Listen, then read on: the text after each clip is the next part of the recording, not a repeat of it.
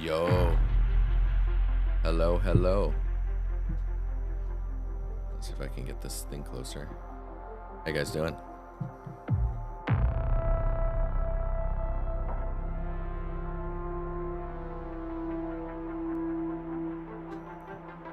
Flo, what's up? Moski. Avramoski. I don't know if that's BTVR. Yo. Eden, what's up? No sleep. What's up, dude? Good to see you. Polly. How you doing? Brick, good to see you as well.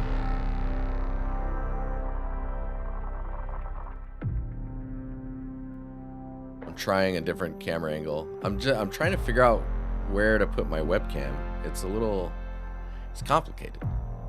And then now I'm using my screen today, so I don't know if I can even see with the mic in the way. Well, I don't know. We'll see what's going on here. Maybe I just need to bring this way up and then just eat the mic, you know?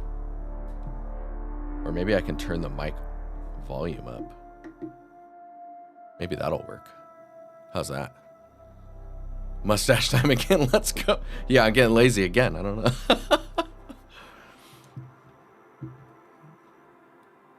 Oh man, that's so funny.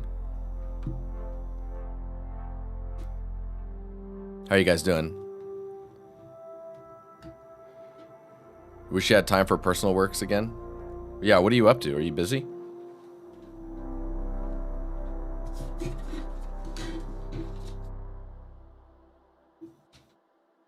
Look at this guy. I need like a Madu version of this. Inspector, what's up? How you doing? You change your camera like 10 times? Dude, it's never over. It's never done.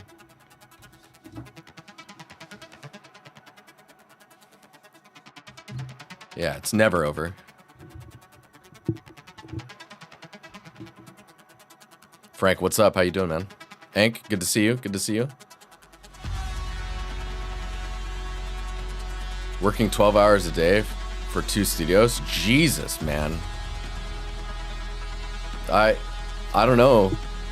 That honestly does not sound like a good idea. What camera am I using? I'm using the Insta360, the one with the gyro on it. It's pretty nice. It's a nice webcam. Okay. Let's oh yeah, how's the mic, by the way? Am I too loud? Mic volume okay?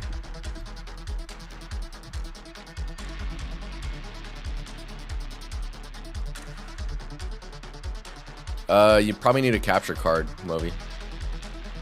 Or Movski. Give me your other job, you're selfish. That's good. Yeah, it's a bit loud. Alright. Good to know. Good to know. Cool. Let's see here. Let me start getting your guys' work up here. And then we'll take a look. I'll lower the music now too, so you guys can just chill. You guys got your own music. Nightfall, what's up? How you doing?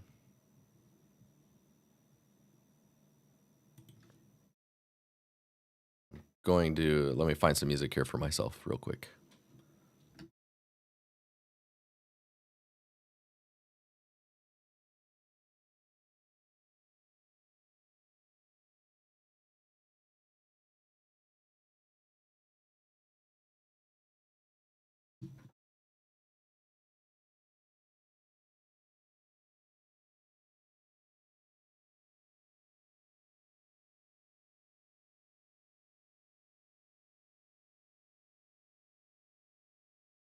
Are you watching the Olympics? Nice.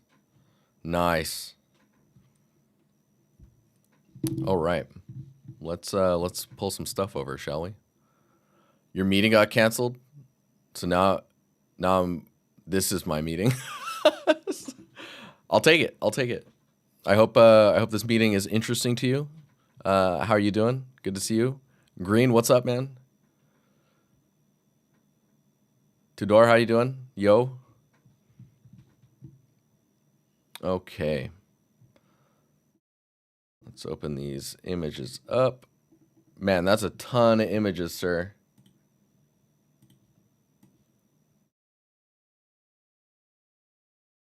Yeah, I'm literally using all of my screen.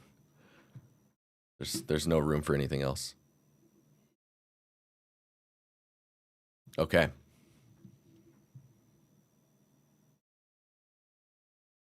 We go to the critiques view. Yeah. There we go. All right. So, first up, I have to be able to read this too. Oh man, this is kind of difficult to read with the view. Okay, so the first one up is from Burrick. It's like the first photo is the one I showed you in my last Discord critique. And as you said, I lowered my scope and worked on more little things, focused on sculpting and prop modeling. Let's pull those over so we can look here. You guys see this okay? So this is the initial image you're talking about. So you lowered your scope and started focusing on very specific props. Look at these. These are cool. These are dope. Look at these candles. Let me read here. So recently through my story, I've changed my level as I wanted from the beginning, and I feel much better about it. Recently, my friend helped me about creating shaders for master materials, and I can use RGB masks much easier. From now on, I'm going to try and create 2 different trim sheets for floors, or for flooring and general use, and 1 more for the ornamental surfaces, and finally set dressing and lighting setup. Right, so you also learned about retopology? Dude, nice. Yeah, see, by like lowering down the scope, you're able to focus on very specific things, and that's where you'll get the most wins early on in your development. Like the big picture of building large environments is only going to become really useful or attainable when you have the comfort of all the other things and you're not worrying about those anymore. So by flexing all of and working on all of these muscles, you're going to get like much further along with what you're trying to do, which is build environments, right? Let's look at some of these other. So with the candles, I would say, let's just copy this and we'll paste this in here. With the candles, I'm going to go down to the other screen. I need my glove on because my hand is, it's being a hand, you know. Yeah, with this candle, I would say that things to watch out for are going to be the way that, like the size of details. So like these beads, for example, this bead here is pretty tiny, especially this one. And then the connection point between them is really thin. So it's probably better to exaggerate those just a little bit. So that way, when you zoom out, you're not like losing those types of details. The other thing I'd watch out for is like pattern creation, or like Luan, what's up, dude? Good to see you. Things that don't look natural in the sense that it's like a pattern or like shape language that seems repetitive in an unnatural way. So for example, having this V and then you have a dot and then a dot and then a curve, and you have a dot and a curve. Think about these patterns and then pick up on those and then try and avoid creating them, right? Or like even placement of these types of details. For example, these are pretty even. They are getting smaller as they go down. And normally what will happen is, like with wax, right? It builds up to a certain point where it becomes too heavy, and then it slides down until it cools off, and it kind of pools at the bottom there. There's very rarely multiple points. I think it's just a matter of looking at reference and getting used to creating that shape language. But that being said, like this is really nice to see. Like this type of smaller detail stuff here is really cool. You probably want to be Again, watching out for the details getting too small, like these areas here, just because you're going to be looking at the prop from like this distance or even further. And it's more important that it's the general feeling of it. Like the amount of work that went into making this area feel good could be like really simplified and broad, and you wouldn't even, you wouldn't notice from back here, right? So think about where the asset is going to be viewed from normally, the distance-wise, and that'll lead to a much friendlier, like use of your time, I guess is probably a better way to say it. Yes, one other thing I can mention too is the thinness of this metal here. Oh, nice. I'm using some crazy. Let me use this one, maybe? No, let's use this one. So the thinness of the metal here, trying to keep that thicker, like it gets really thin here as well. And you want to just make sure that stuff feels natural in the way that it's, like, it wouldn't be this, maybe in real life it would be this thin, but when you transfer it to 3D, you tend to lose that that sensation or the logical feeling that you can see in real life. Like you'll see it, because you're seeing it in real life, you'll just believe it, right? Whereas like when things get really thin like this starts to look like a breaking point. Like the edge here feels like the top of a cylinder, and then it tapers in. So it's like really simplified there. Maybe even just a small bevel there would do the trick. And then how this transitions to the plate. The plate looks good. I think it's more like adding some type of a detail here that, maybe like an extra rim just to connect them. That'll do a ton for that connection. Now, that being said, you can see how small this detail is that I'm drawing here. You probably need to make it even larger just so it's not so micro of a detail. But yeah, let's keep going through some of these. These feel kind of out of context and in like a strange lighting environment, so I would just put them in the scene that's here for viewing, as this one feels really sterile and abstract because of the environment that's reflecting the materials are reflecting. This is cool. It's looking good. Some sculpting going on. I can see you're following a lot of the shape language details that I've been doing and kind of learning from just kind of stuff I'm doing on stream. Don't hesitate to go beyond that if like the shape language is more suited to the type of material. Like think about the type of surface that's breaking apart and how damaged it needs to be, right? But overall, I mean, this is great. There's some really good stuff.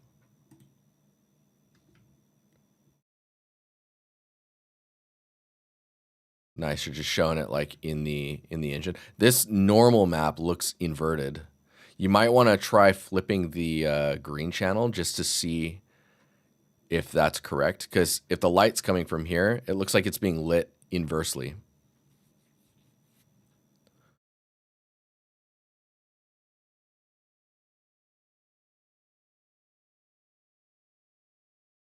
Yeah, maybe it's okay. It looks kind of all right here.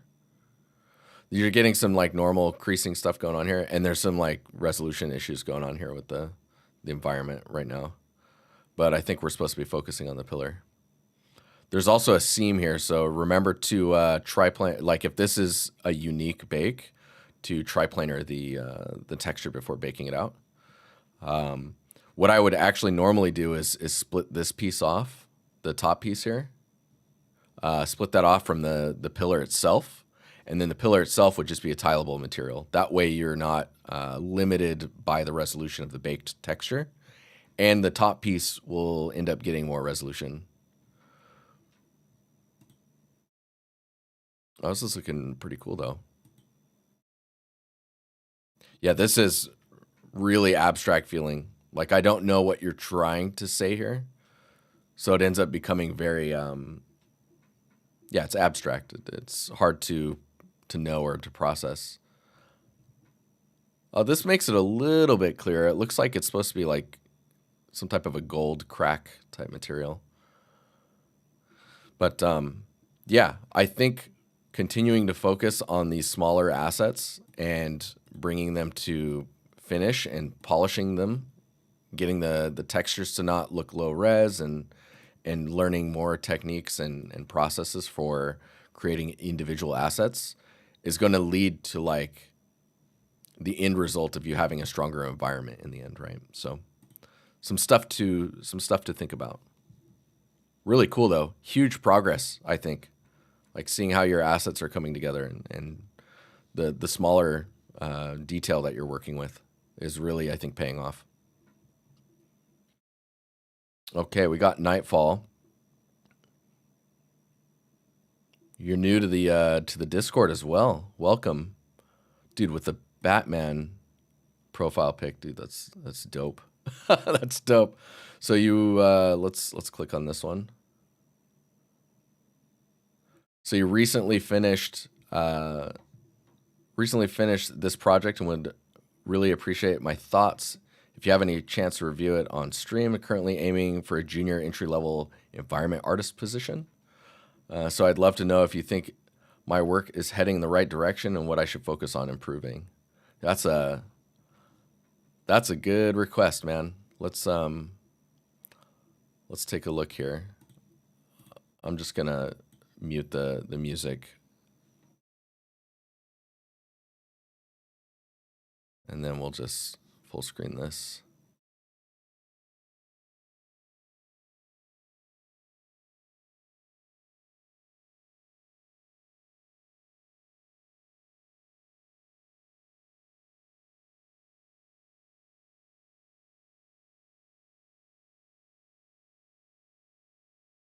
Good old dust motes.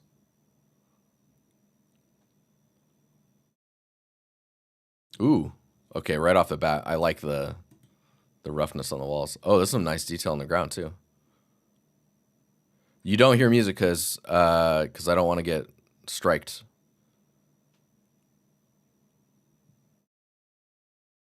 Is that a bat hair clip? Bro, that's awesome.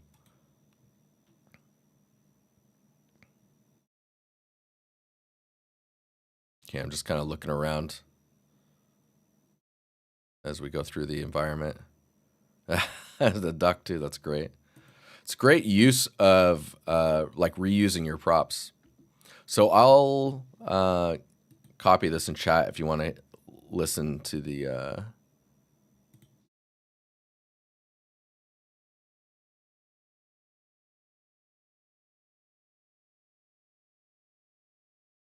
I posted the whole text accidentally, but there you go. Yes, and then you have a material breakdown as well. Okay, let's go through this a little bit just to see what we're working with. First of all, I'll go through the video again really fast. We'll just kind of like we'll blast through it here. So there's some elements where like this area here. I don't know if you can see my mouse. My mouse looks a little small. Anyways, this pile here feels really solid. Does that make sense? It doesn't feel very volumetric. So that it's mainly this line here. Like if you can straighten that or like add some leaves there, that would break that line.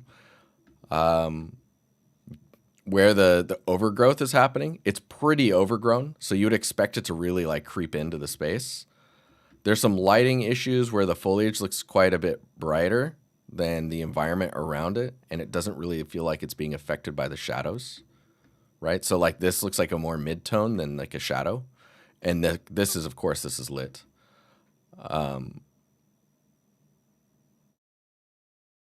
This shot feels pretty good. The wall feels weirdly empty here. Maybe like framing wise, you would want it to be a bit closer to the shot. Like here, there's a lot more to look at and seeing what's going on. There's some details on the right here that maybe don't need to be there because you don't know what you're looking at, right?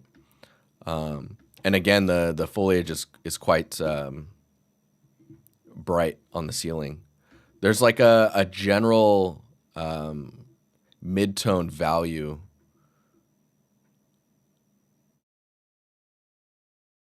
Is that Tony's? Maybe. Yeah, in shadow, it's still quite bright. And then so now you're repeating this shot. Camera's moving. I don't see a reason to have it blurry and then come into focus. And especially this next one. Like, there's no reason for this one to be blurry. I would you've now established the scene. Keep everything in focus. Unless you're having us focus on something and then focus to the next thing. So you're trying to like pull us through the space. Like, see here, we're kind of focused on the chandelier, but it's not fully in focus. And then it shifts to it doesn't really feel like it shifts to anything. Maybe in that last frame, it's fully focused, but you would want us to have time to enjoy what you want us to look at fully in focus, nice and crisp, right? This shot, my personal taste would be to not even shift the focus here. Like, you have us looking here, but there's nothing of importance here other than the details, right? And then you have us look here. I would say just have us look at the environment in the back, unless we were going to stay on that foliage for longer. This shot is also like, let me see here. There's some shots that are kind of fast.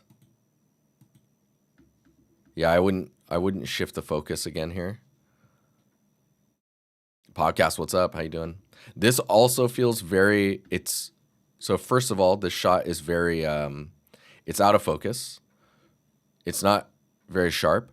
And the speed, pay attention to the speed of your cameras and try and keep them at the same speed. Like, directionality as well is really important.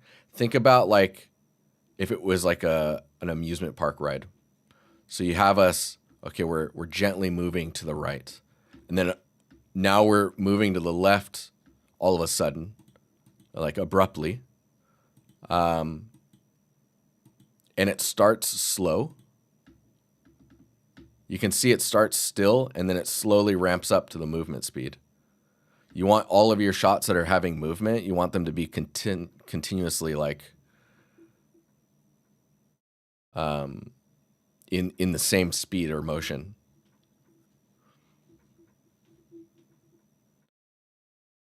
You try and adjust with music. So your music, unless it's an action scene or you're cutting on certain beats, if it's action, that can make sense for like speed and movement. But for an ambient song that's playing in the background while you experience the piece, usually you just cut on like beats. Certain moments in the song shift, right? You don't change the camera speed or any of that stuff. Yeah, this feels very fast.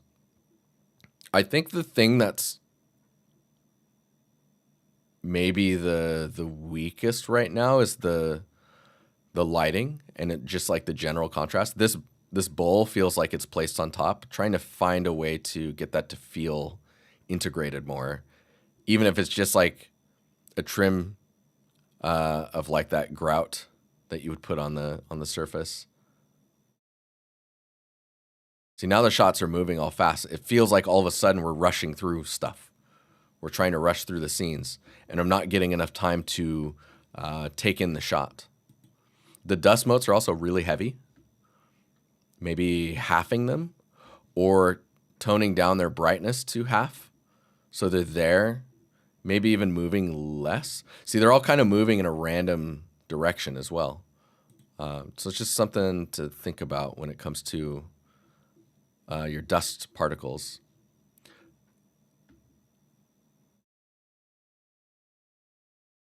Generally, your props look pretty good though. This this bathtub fountain thing, the scale on it feels a little strange, like the little handles and the twisty knob thingies. They feel really thin. Like, I don't know what they would feel like if I were to try and grab them. It would feel really small, right? Usually you want these details to be quite big so they're easy to grab. The ones over here actually look bigger than these ones. but I could be hallucinating. Yeah. Let's see if we can. So what I was talking about with like, oh, see here, it's a little better. It's not so like hard or like solid mass. It feels a little bit more volumetric, but like getting those shadows inside of that stuff is going to be really important. So I think it's your lighting and controlling like don't be scared of darkness, but then also your power cutout, dude. Wild. Let's do this.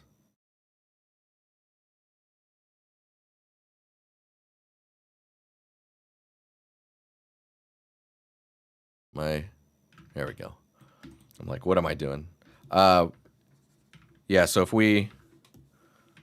let's just like isolate these areas. Like think about your roof area in the broad sense. I know it's not even black. We do like a multiply and then maybe. And then trying to like, am I going to erase this? No? There we go.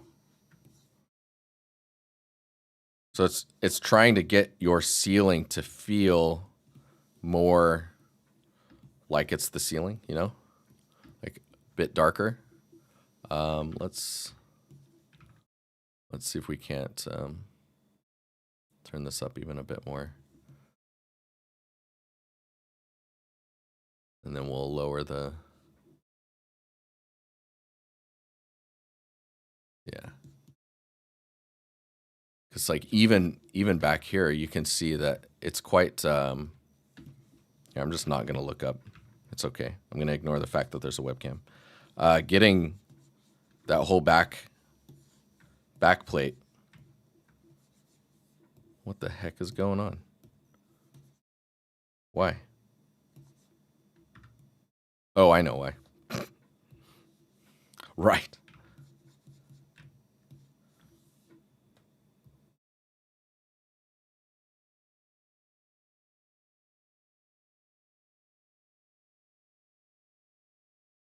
What? Well, there we go.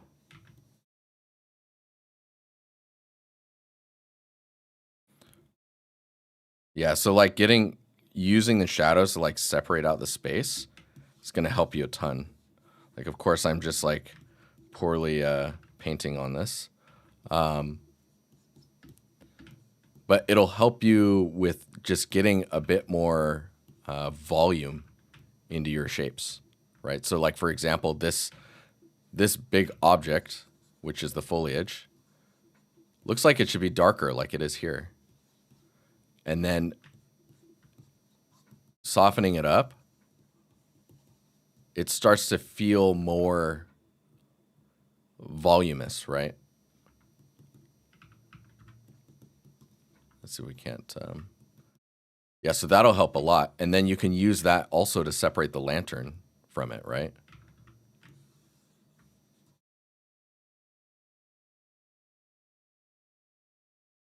So now the lantern will pop out more, or this ceiling light.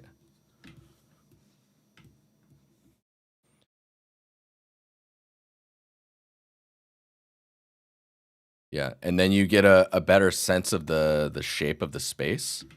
I mean, even back here could maybe be a little bit darker. This whole back wall area here.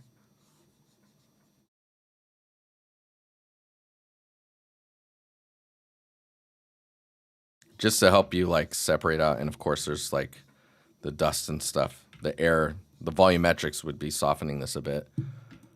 But it's getting you to separate your elements out. But yeah, I mean, I think we covered quite a bit of stuff here. The textures on the leaves feel very flat, and it's trying to figure out how to get those leaves to feel much more like grounded. I would say, actually, let me see in the post if you have. Yeah, see, this shot is just missing. Like, it feels like there's supposed to be something here. I think just bringing the frame in and focusing on this would be good. This also feels like it's missing some like shadows here, and the bathtub feels like there's a lot of light coming through it. Maybe it should be less than that. There's some weird effects happening here with like the light on the edge. Like the wall is lightening up just because the door edge is there. It's like a screen space issue, I think. Oh, this is a cool shot. Man, that inset, that's so cool. There's a lot of like cool storytelling you're doing here. And nice attention to detail. Man, this faucet triggers me. You know how like far out that water's gonna shoot? Like this is gonna splash water everywhere. I can feel it. Oh, this is cool.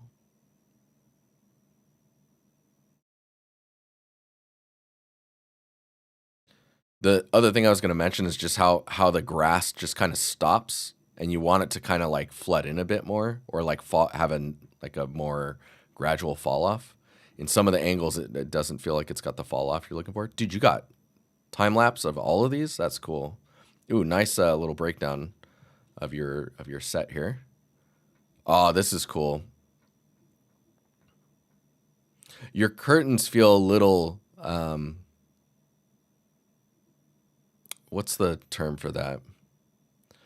Like they don't feel natural as well. Like they feel like they're kind of glued together, like a small model in real life.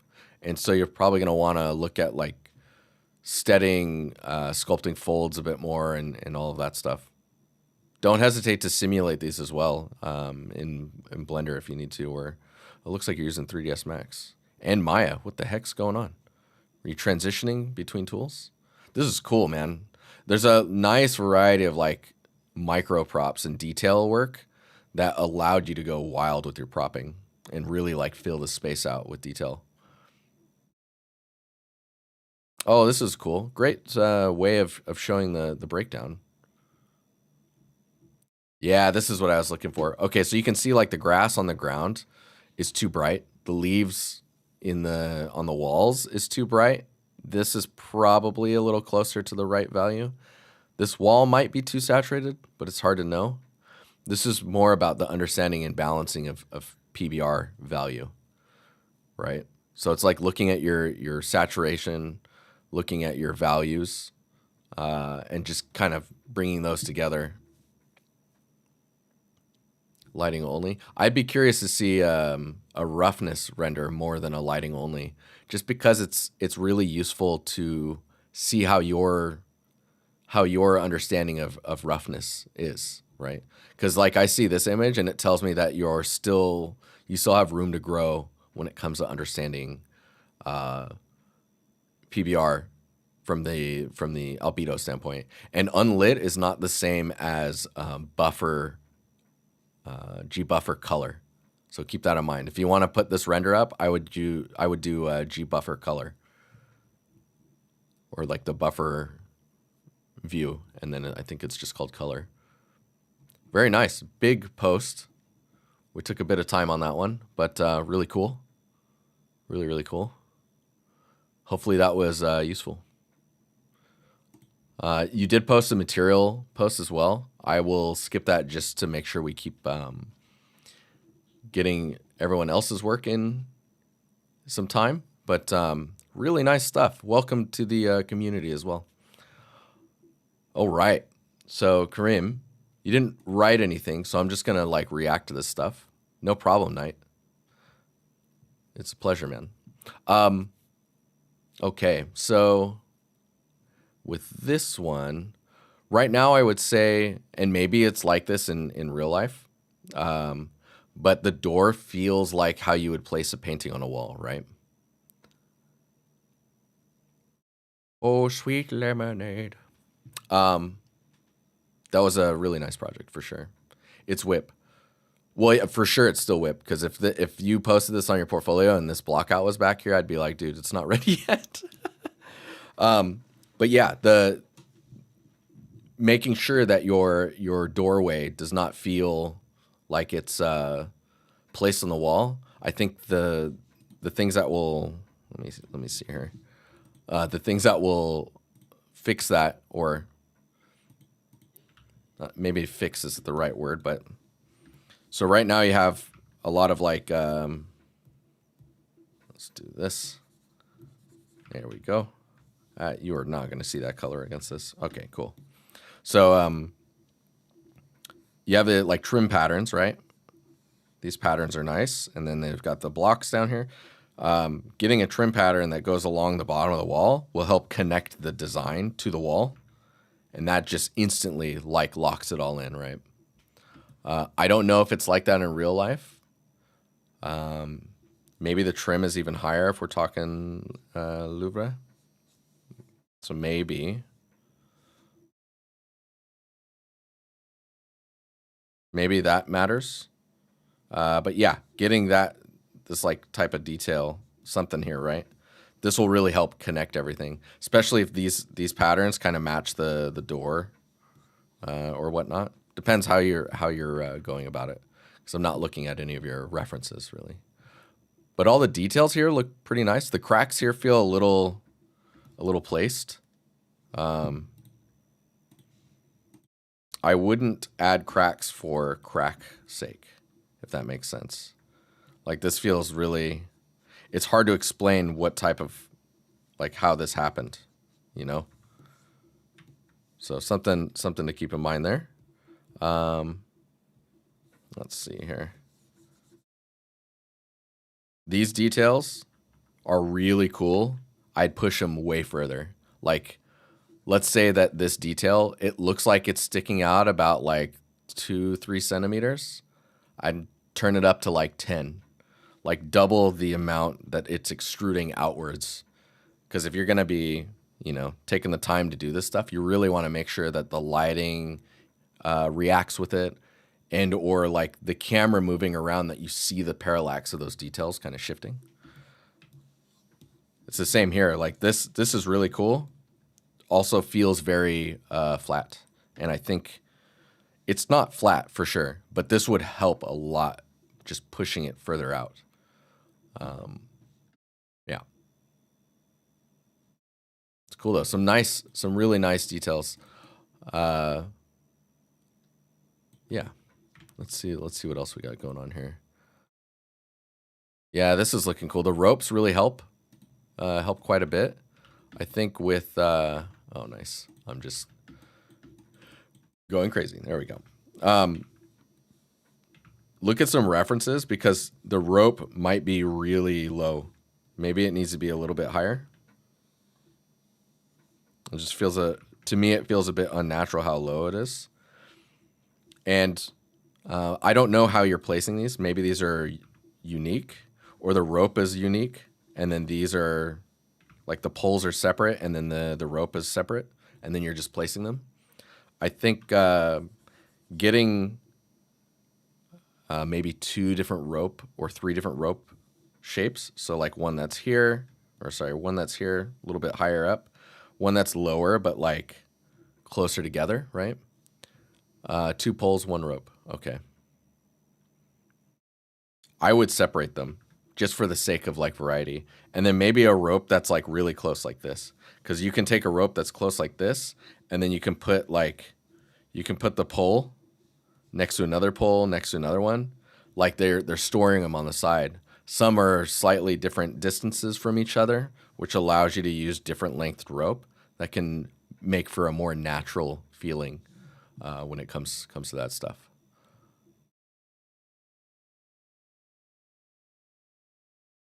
Let's see what else we got going on here.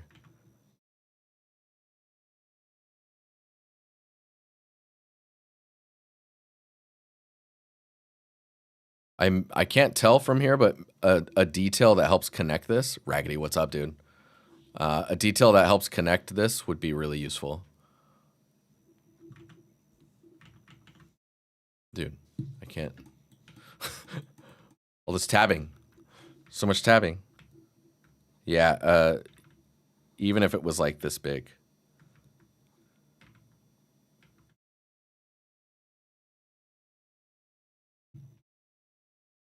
It would do a lot for like connecting everything.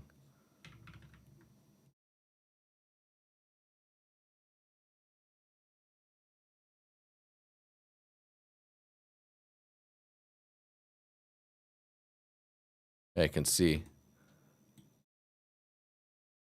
You also want to make the windows sculpted to interact with the light more.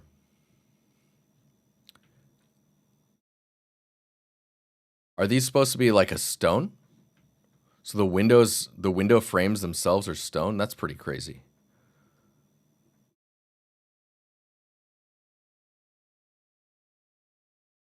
Yeah, you could probably put a normal on the window itself and let like normal information refract the image a bit more. Trying to learn wood sculpting. Okay, so I would probably not go for so extreme damage and just like focus on it feeling like wood and then getting the color to look right. Also, watch out for this seam here. You can see like your mirroring line here. These like directional scratches, where are they, like these ones? There's this, and like those just aren't gonna exist, right? Unless this place was super abandoned and like run down and whatnot. So watch out for those.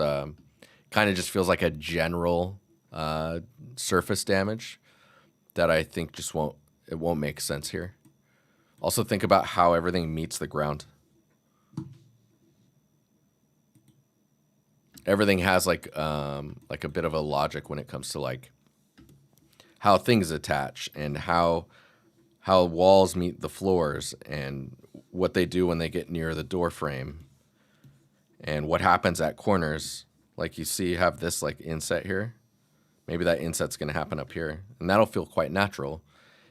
It's really subtle here. I would maybe even like bring it out even further.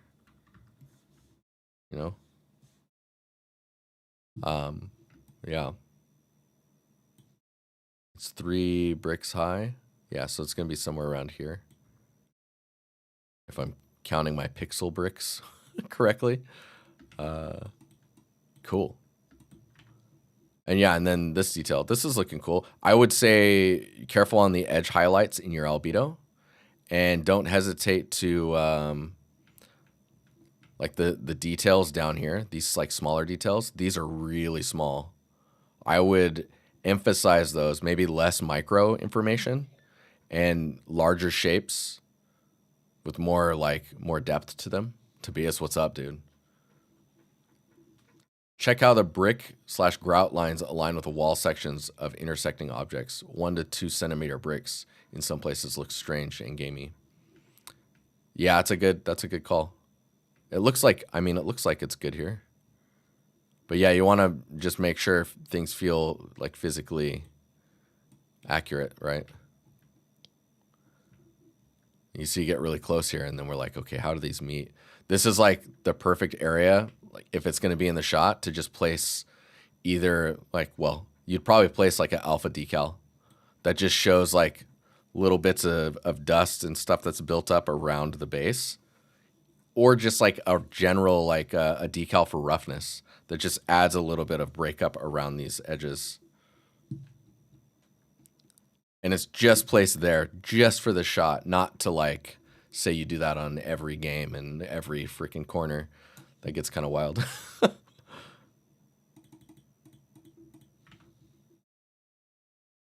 And then I think the other thing I was going to react with this on these is they felt really large.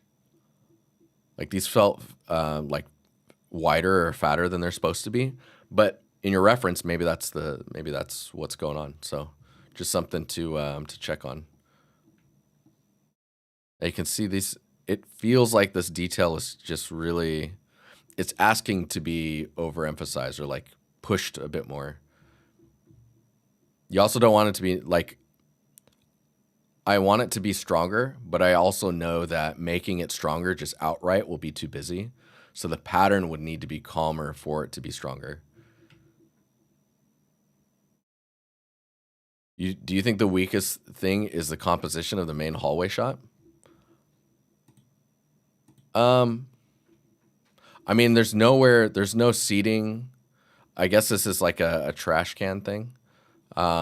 There's no like advertising telling you what you're looking at. No like signs saying this is this sculpture or continue down this way for this painting. There's no rugs to break up the ground. So it's I wouldn't say it's the scene, the angle or composition is bad or is weak.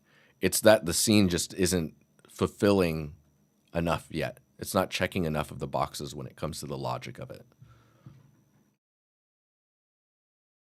Propping is missing. So what I would do is, instead of like trying to push the quality of these surfaces that you're focusing on now, is get all the props in. Like, even if they're like really, really simple shapes, right? The blockouts, just get them in so that you know that it's full enough, because then that'll tell you where that it is enough. And then you're not, the back of your brain's not going to be wondering like how many more props do I need to make this work. You'll have the answer, right?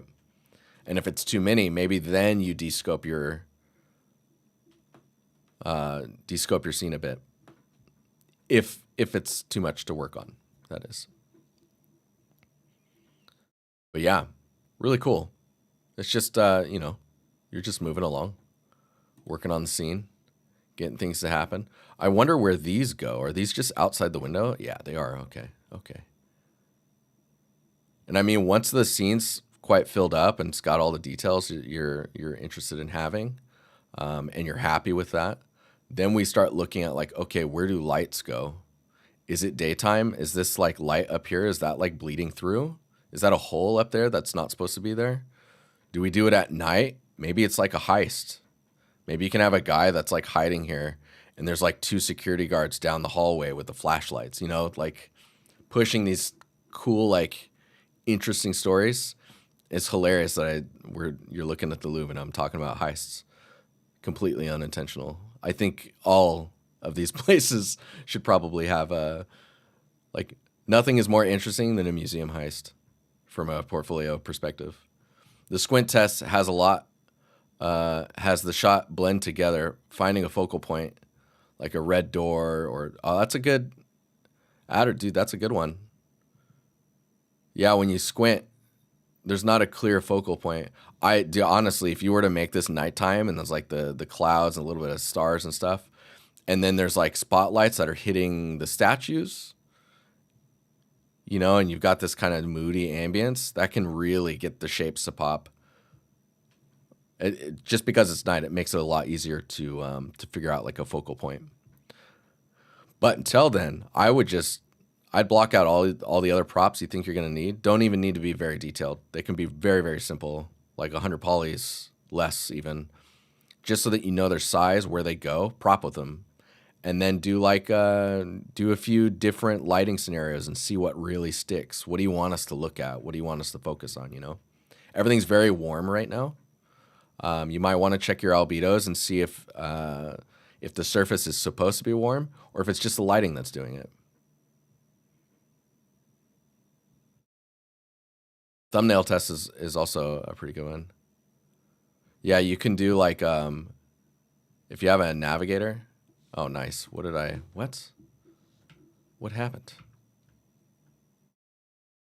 That was weird. So if you have like a navigator in your viewer, right, you can place it like this. And you can have this. It's just like a small little window here. And so you're always seeing like the mini thumbnail of it. Anywho, cool. Cool stuff. Okay. Let's see. Eden is up next. Yo, look at this.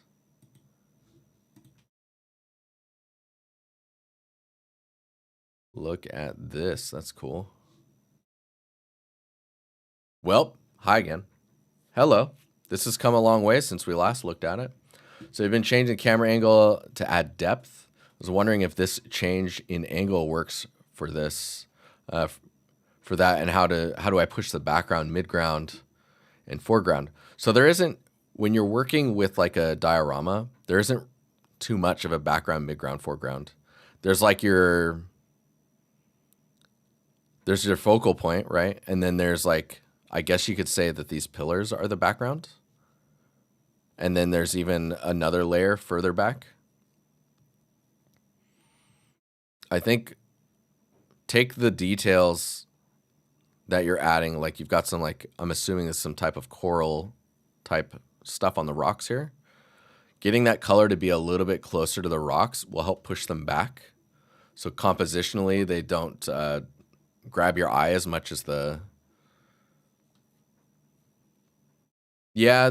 Okay, so back, mid, foreground. Let me read the rest of your message here. Trying to add more assets in. I wouldn't mind your perspective on what else I should add. I've added pots, foliage, but I want some ideas on how to tell a story. The story of some kind of temple being taken over by the sea. Lastly, I'm not sure on the middle structure. I've been thinking about a statue instead of it just being some... Wait, what? Instead, it's just how big should it be in relation to the whole structure and composition-wise. I mean, you're not going to know until you put a statue there, right? So try putting a statue the size you're thinking of. I'm assuming, my guess is that putting a statue that's... If it gets any taller than this, like here,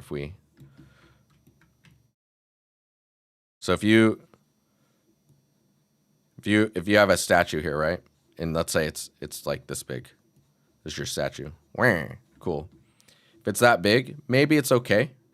Maybe the pillars need to go back just a little bit.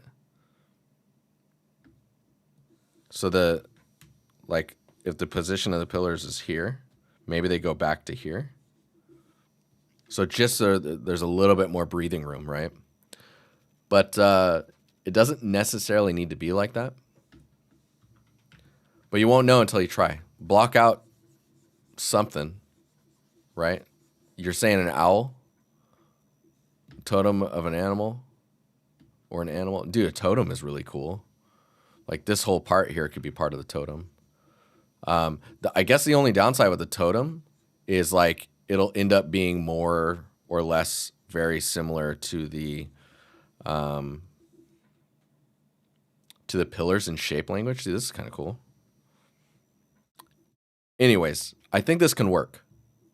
I would block it out, get it to feel right scale-wise, and then adjust everything accordingly to give yourself the room, right? Trying to think here, the stuff that's sticking out. I think that like asking yourself what the themes are that you want to do is probably the most like responsible thing you could do. So what you're saying right now is the story of some kind of a temple being taken over by the sea. What does taking over by the sea mean to you? Like, what is that? Because like for me, this looks like this is resting in the sea. It's like underwater, it's resting, right? It's just this, it's almost like a tomb. But if it's being taken over, we're talking like the sand is starting to cover most of this, you know? Maybe the sand is like creeping up and it's starting to swallow up all of the detail or all the structure that was here.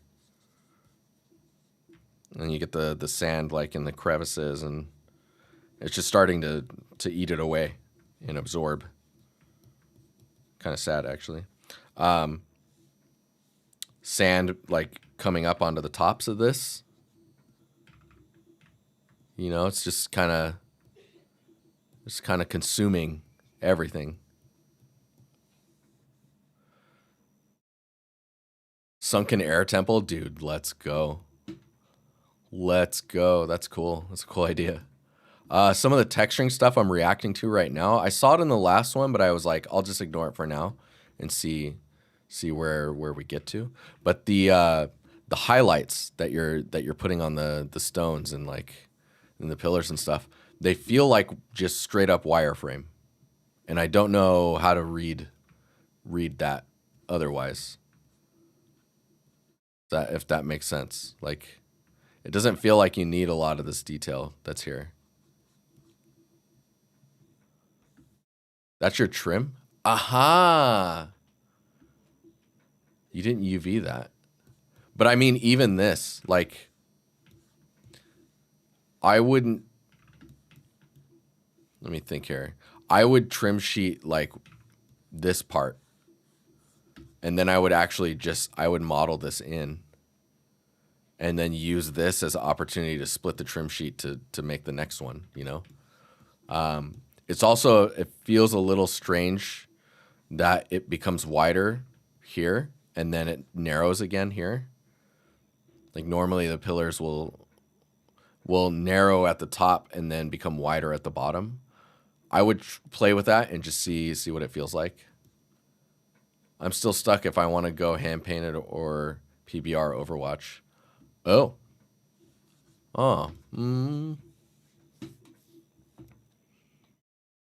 What do you... Okay. I'm trying to think here.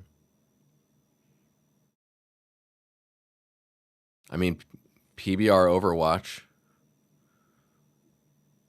is still kind of hand-painted in a way, right? I mean, there's a very different technique to how they're achieving their look, right? But I think right now, like, is this the same trim sheet as this one? Because resolution-wise, this just won't. It's too low res. Like, you're gonna need like a higher res trim sheet to do that. Which is why I think like splitting it up like this allows you that that ability. You look at the new SpongeBob game, dude. There's a new SpongeBob game. I want to see that. I'm like counting down to Requiem. But yeah, I mean, I think you're heading in the right direction, and it's just I'm just highlighting the stuff that I'm seeing. I'm like, what am I doing here? Man, I want to get better at painting. Yeah.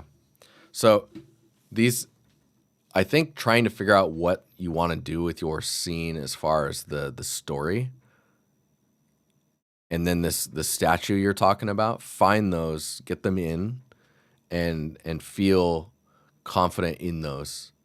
It sounds like you're toying with a lot of ideas while you're creating it at the same time, like trying to build and finish it.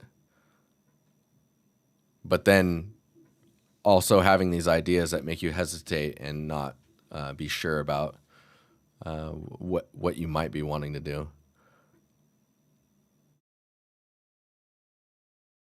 I think we missed a few chapters in my development to explain what happened. Oh, interesting.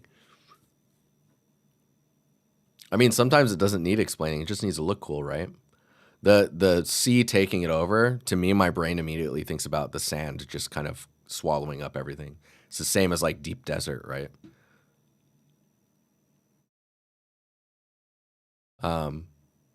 Yeah, so I would try and answer the things that you feel like you have questions on before you continue any progress on the actual scene itself. Like you can block out stuff to help answer those things. That's a type of progress, right? But yeah, the other thing too is like you'll probably want to get some stuff in here that helps you get some like nice sand breakup or like sand buildup on stuff. Those are gonna go a long way. Sea of Thieves has some cool underwater stylized stuff as well. Ah, it's a good reference. Man, I still love these. This like Kelpie looking, like Lego-esque vibes. But yeah, think about the value, like because you're putting colors on these already. Think about the value and the colors that you're using based on like where they're at in the scene, right? So like for example, like I was pointing out these guys back here, those being just a hair closer to the color of the stone is going to do a ton for like pushing those back in space while still letting you have them in the scene and be visible, right? You're just wanting to try and bring them into a similar like value palette based on what their job is in the scene. Overall though, I mean, this is looking really cool. I would, the edge here feels a little strange. It's really like soft or like not soft, sorry. It's really, sharp and textury. I would try and play with like thinking about this being visible because it's in a ray of light that's casting through, you know? This is probably, I'm going to just ruin this. Here we go. Nice. But yeah, think about it from that perspective. Like it's like a bit of light. And the other thing too is you can bring that idea outwards as well, where the terrain here maybe shows a little bit again here, right? That could be a way of like signifying that feeling. But this is a cool project. I think it's gonna be pretty rad when it's done. It's just making those adjustments and the tweaks, and being mindful with how you're using your trim sheets and the resolution that they're at. But really cool. And these feel like blueberries. Not gonna lie, I'm getting blueberry vibes. Man, I wanna make a band just called Blueberry Vibes. Oh, you're not confusing me. We're exploring.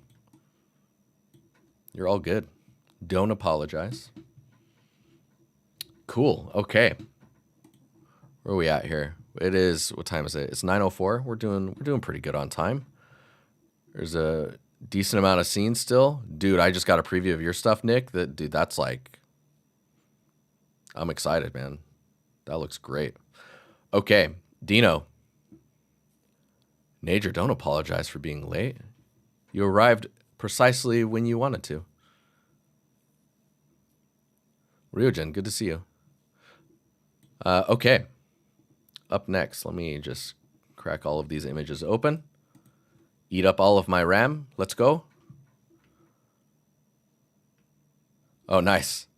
I see floating feedback text. Very cool. Okay. Let's open this up nice and big. Okay, so Dino, hello. I'd like to submit my work in progress for this review. How professional sounding.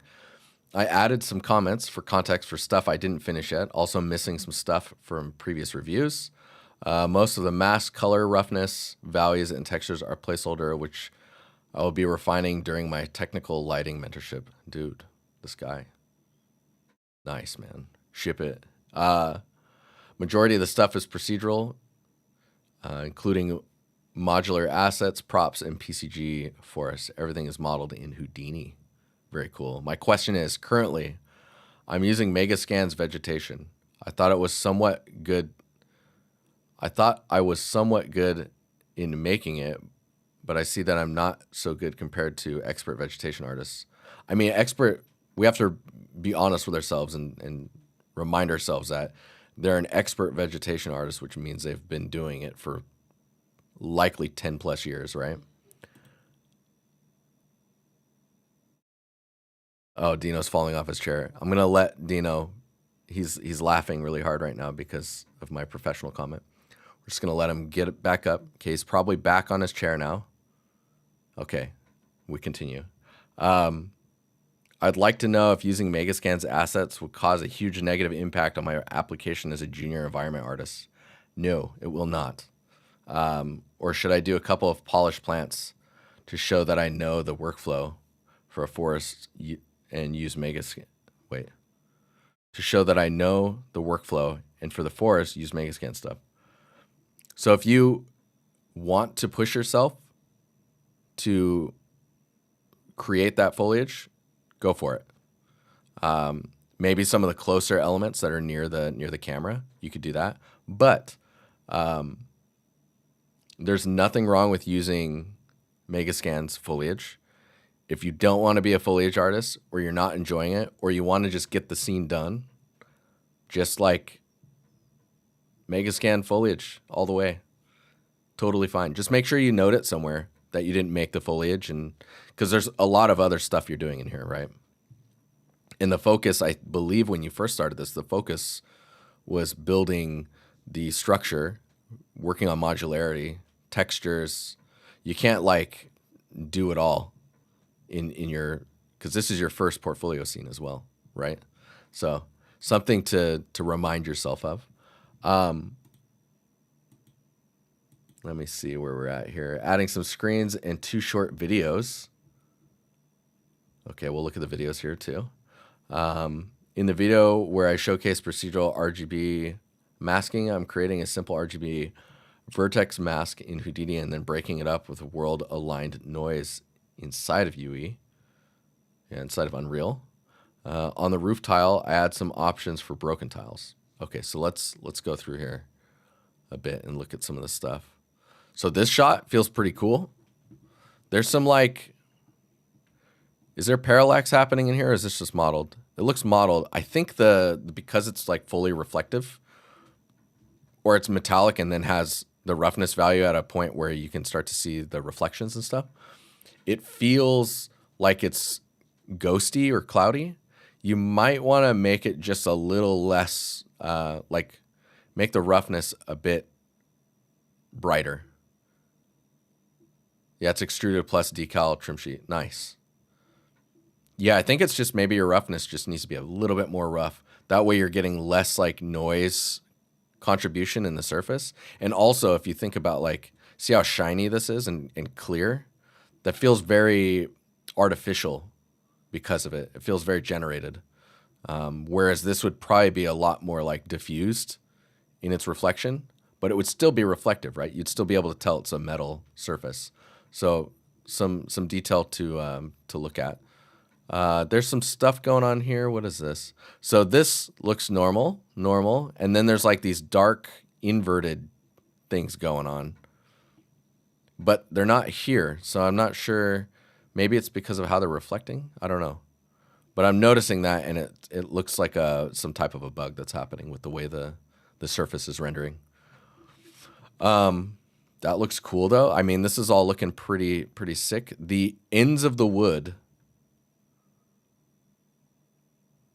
are these supposed to be the grain side? Like this spot here feels really strange. Like I would go in and see if you can model a inset seam here just to like break it so it doesn't look like a mirrored, like bent piece of wood. I mean, unless I can do that. But like I'm trying to figure out, is this supposed to be the side of the wood that you'd see the wood grain on? Because if it is, you definitely need to get wood grain on there. I think it'd be really strange if that was not the case. Let's see here. We'll go to this shot. So a lot of this is, a lot of this is looking good. I'm not seeing any notes on the depth, but really pushing those trees back with atmosphere is going to help with readability and getting you focusing on because like this is your background, right? And then your midground and your foreground. It's actually it's not supposed to be here. It's a proxy for the tiling alignment. Aha! Sneaky. Oh, see, this is nice. I can tell so this is nice, like storytelling details. The albedo of this like wrap is really bright. It's probably brighter than it's allowed to be, like albedo wise. Yeah, this would probably just needs to be darker. Let's see what else we got going on here. This all feels pretty nice. Like this area feels really good with the surface detail. The wall feels a bit blank in the way that the mask is kind of set up, right? So I can see that there's some like discoloring happening here, but nothing is like really crisp enough to know exactly that like this wall and this piece of wood have been next to each other and through thick and thin, through the weather and all that stuff this whole time, like since they've been built together. You're not getting that sensation, and that detail is exactly what you need, right? Like if any leaves fall, like you can see leaves on the ground here, there should probably be leaf buildup, like some leaves that fall in here, maybe a little bit on this, some type of, I don't know what it's called. Like it'd be a splashback from raining, where like splashing happens on the wall. Like even down here when mud gets rain on it and it's splashing around, you get like mud splash on the rocks, and then it dries and rains over it and dries and splashes and dries, and you'll see that interaction between where the stone is and the ground. And you need to get that type of that bleed to happen between the materials. And it's the same here, where like this wood's probably treated, right? They probably did that that process where you burn it, so it's like blackened, and that kind of like calcifies it. That's not the right term for it, but it like strengthens it, makes it last longer. But any rain hitting this is going to bleed onto the wall, I assume, unless they're like scrubbing the walls or they're doing something to the wood that I'm not familiar with that stops that from happening. Where's a bird nest? You should get a bird nest in here. Yeah, so those types of details. The bamboo here feels weirdly together. I don't know how to describe that. Can I do those extra details with decals plus improved math? Yeah, definitely. You could probably do it with decals, and that would get you pretty far. Like usually what we would do in production is use decals, because a mask can't be too high res, right? Yeah, so continuing forward here. Yeah, the thing I was saying with the bamboo rods is they're all so evenly together that it feels a bit artificial. Maybe the rope just needs to be more visible, thicker. Maybe the contrast of it next to the bamboo would help. Is bamboo this consistently round, like diameter-wise? Maybe a few thinner ones would help, like, bring in some believability. Let's see what else we got going on here. I mean, this is cool, man. Yeah, so the transition of the water to the soil is very simple right now. And then the stonework is very... it's so strange that the stones are very similar in size, you know? I would probably try and bring a little bit of organicness to them. Like they're sticking up quite heavily. And I think if you can get some of them to go into the ground and some to like be poking out in slightly different sizes and stuff, that'll help a lot. That'll help a lot. You can see as well with the bamboo that it's nice to have this hit of color, but getting it to feel like it's part of the... It's all one stone for now. Oh, interesting. So what we'd probably normally do in production is make like a set of like 5 of them, and then like a set of a single one, maybe 2 different types of singles, and then maybe a set that's really long in case there's like a really long stretch of them. And then you would use that set to kind of like place and arrange. It looks like you're using some blending as well between them. I don't know if it's RVT or like you're using like distance fields to like connect them, but the contrast between the blend of them, I'd see if you can tighten that up and use like a mask, like a cloud mask to add a little bit of detail, some tooth to it. RVT and mesh blending, nice. Yeah, I think the bamboo is maybe it's just too bright and a little too saturated. And that's what's making it stick out. The post that it's on, I'm assuming is temporary. Like it looks like it's a temp. Like you haven't gotten to texturing that yet. Oh, this is dope. It's a great way to present your work. This looks nice too. The wood here, it feels very like simple on the top piece. I would try and give the edges a little bit more tooth, or feeling a little less like I'm a single quad vibe, if that makes sense. Bamboo looks much better here. That's interesting.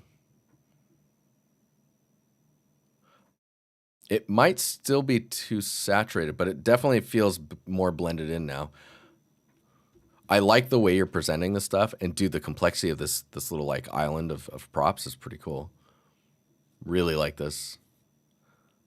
It looks expensive as hell. This is nice too. I like that you're having this character. You can do the you can take the character and make a material for it where everything is black on it, and then if you make the specular 0, it's basically just a silhouette. It has no lighting information affecting it at all, and it's not contributing to the scene at all when it comes to like the lighting and whatnot for bounce light. That's usually my preferred view of like a character standing there. But yeah, cool, man. These are nice. I really like these. Interesting.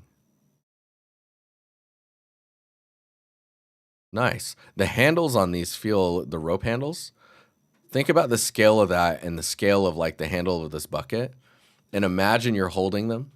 Do they feel like in your mind that they're supposed to be the same size?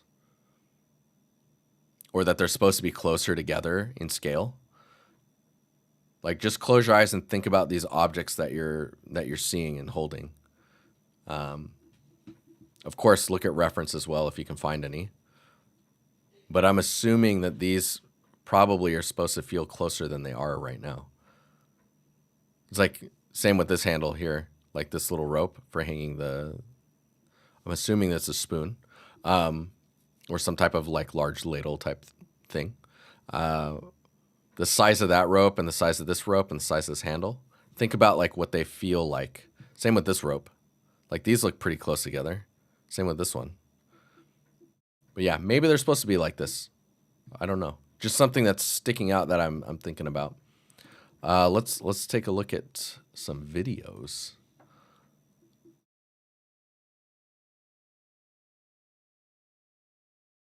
Is there any music on them?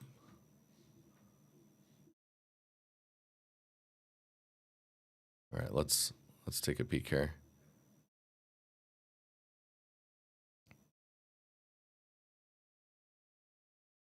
These are really cool to see, by the way. I think this really helps, like,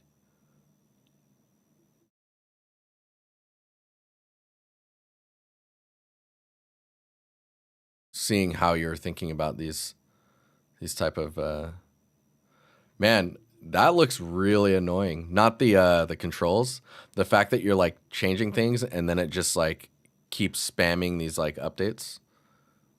I'd be like, can you hide that somehow? Dude, that's cool, man, with the bending.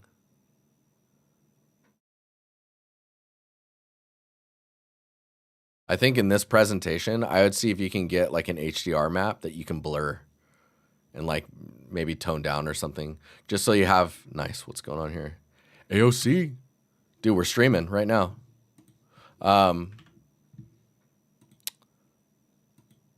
Yeah, in that presentation, I think having the backdrop being something like out of focus image would be really cool. Just easier for the eyes to look at and appreciate the what you're showing. Where's the other?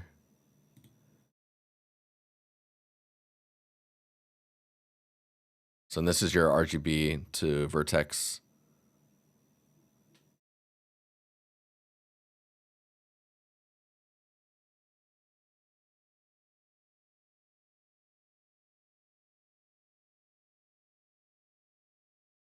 Interesting. Yeah, this is one of the reasons I'm not usually a fan of vertex coloring, is because it really relies on the amount of vertices. But if you're just trying to get gradients, I mean, it's probably going to work, right? And then you utilize those gradients in your shader and push other shape language inside of it through the cloud masks like you were talking about.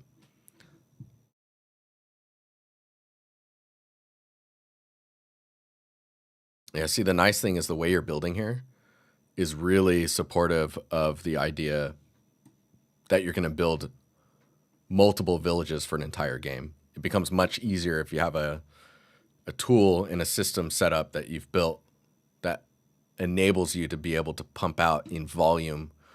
Like once it works, you can make an like obscene amount of buildings.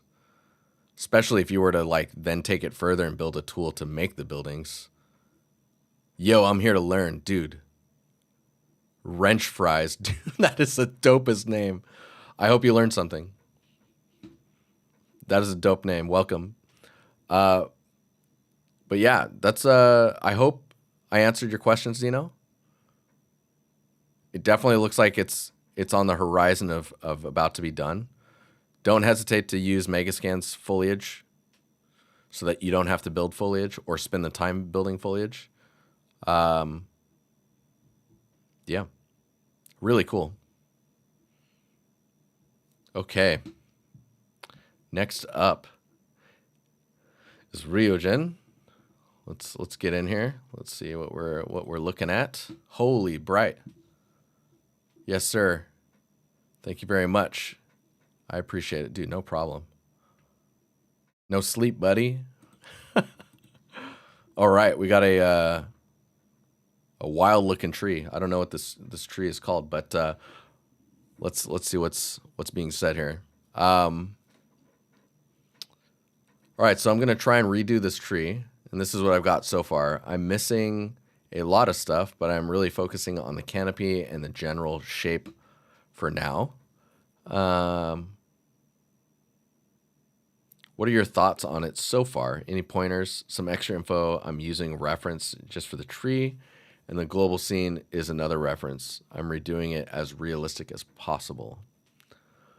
Okay. As realistic as possible. So, it's very colorful. It's pretty cool. So you've got your tree here. I mean, that's looking pretty cool. This is just in SpeedTree right now, it looks like. I think when it comes to the concept, this layering effect, like trying to figure out how to make these like if we copy this image, let's bring it in here.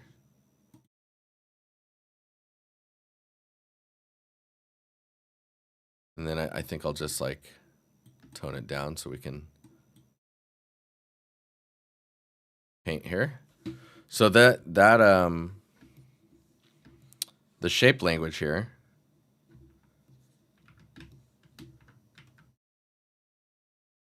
There we go. Yeah. Is like, they're like discs, right? And then they're offset, or there's like gaps. So like this is another disc, and it's got like a curve to it, like this angle here. And then you got another disc here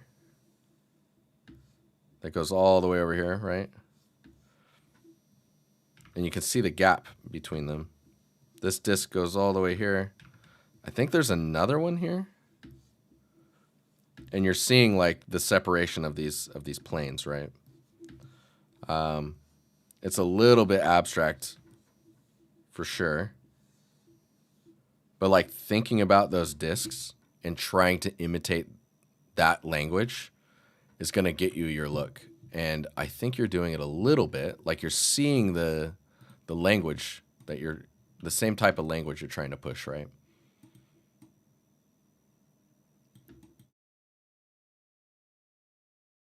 Let me see if I can, how would I do this?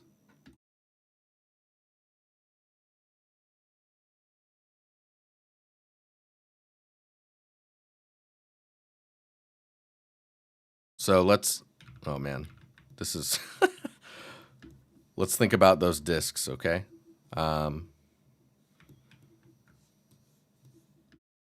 to figure out how to shape them so that we can like cut in. This already is going to do a ton. I think anyways. We'll see. It's weird because I'm painting in a 2D way, right? Maybe this needs to, this comes in like that. But like getting those gaps, that's what's going to get you that look. I wonder if I can, would this work? Hang on here.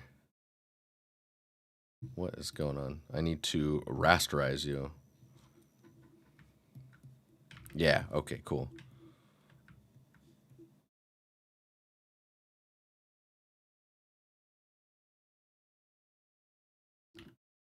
I'm gonna ruin this whole thing.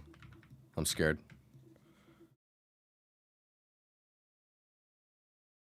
But getting that layering, right? You can see already it's kind of doing what we want it to.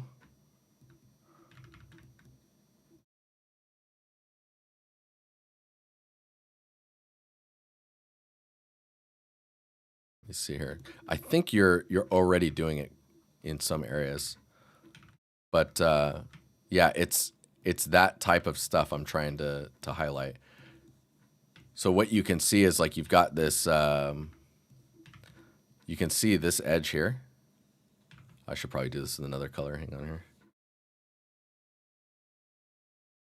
So this edge, you have this edge, and you can see how it's kind of wobbly. Here's this one. This one's pretty good right here. And if you do this cut in, you can get that curve. This one goes up and then down. If you can smooth that out here, you can get this curve, and then you've got this curve. So you're starting to get that language, right? So it just goes like that. Sound effects and everything.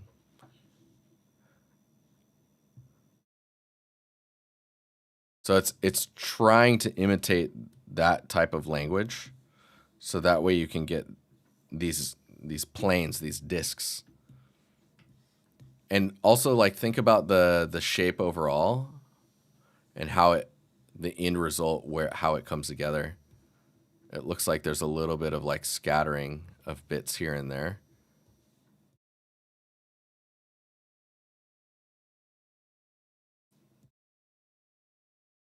Right? So think about that overall shape, and then how the language happens inside of it that leads to that look, which is these planes. Where am I at here? There we go. Yeah, like this one. You can even put those little planes here. And I think that'll go a long way.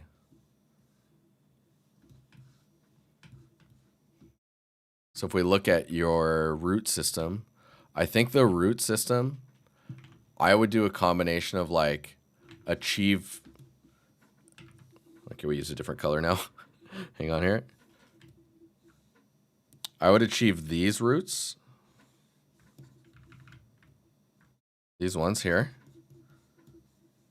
Right? Get all of these in SpeedTree. And just bring it into a core inside. And then I would take this same thing. Let's see here. And then I would take these. I'm going to use a brighter color.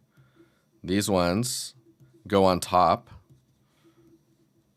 especially in this, like this little setup here, like this one here. These ones I would actually model, maybe sculpt them even.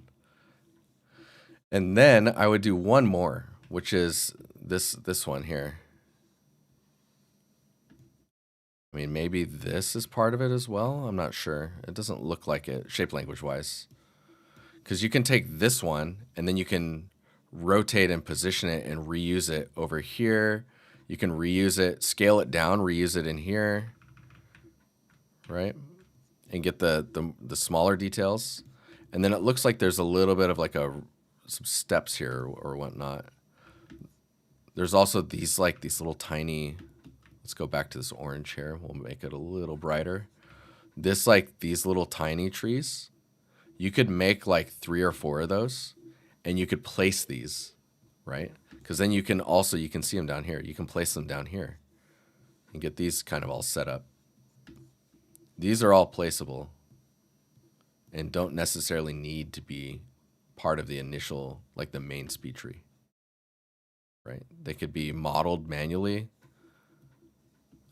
Or they could be part of like a set of other SpeedTree foliage that you make to support this. There's also some of this detail here.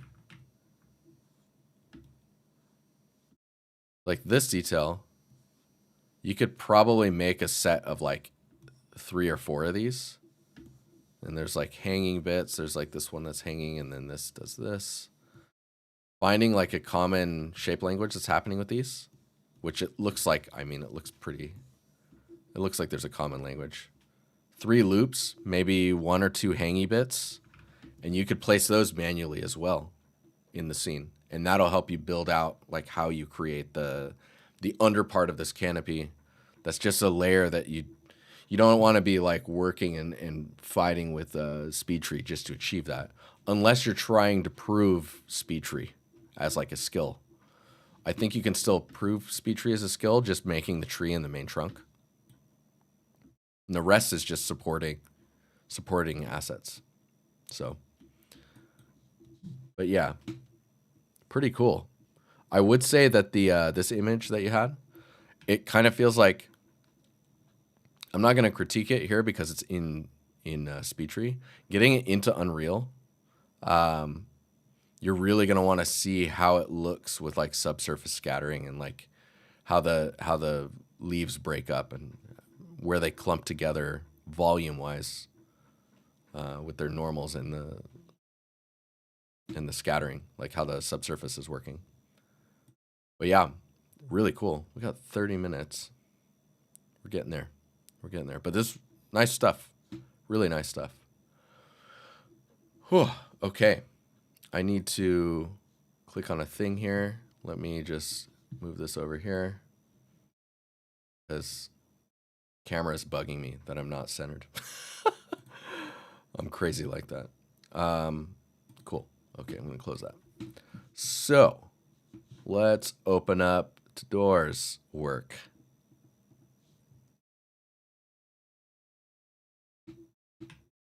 All right, we've got the sun target and the moon target. Pulse, what's up? Oh, this is nice and bright. Okay, so I'm in the process of redoing the rocks of the cliff to improve the sculpting. Would love to hear your thoughts on other areas that you think could use improvement, from atmosphere, lighting, foliage, maybe props to make the environment look more believable. Okay, let's see here. Let's get in here. Whoa, hey. Just add that, whatever that was. Whoa, FOV is wild in that shot.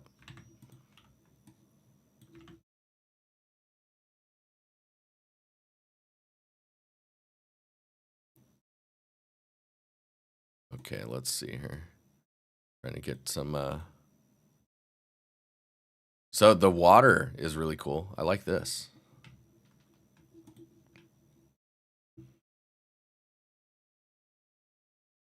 So let's think here for a minute. Just kind of look at it. I'm going to take all of these and lock them. So, man, there's some nice colors you got going on here. I agree with like taking another stab at the rocks. I don't know if you're looking at these bigger ones, but they're very busy, right? So like trying to get some contrast differences where like, let's see here.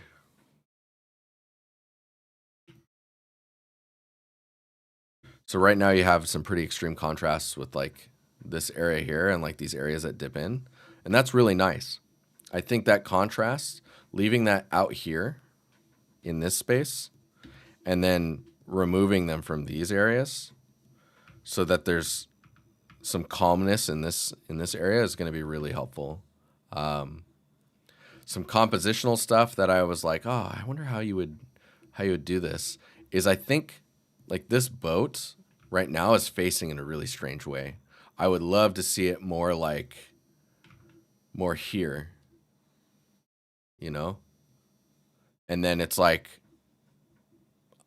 I don't know, tied to a hook thing that's been like hammered into the rock or whatnot. And then this is just kind of connected to the boat.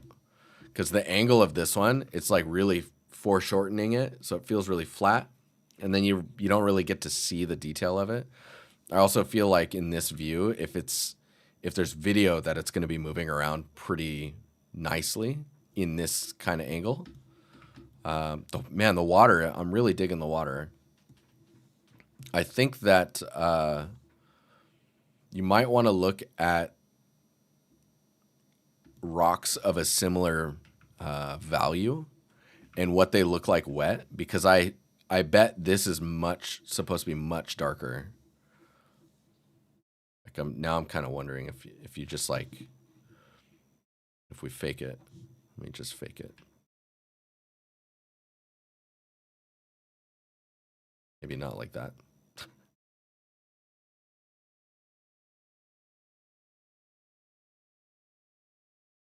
So we do that, and then I guess we probably need to do a saturation on it as well. Because saturation is definitely something that that ends up happening when things get wet, right? If they're porous, they tend to saturate more, and then they become darker. Okay, let's brain invert mask.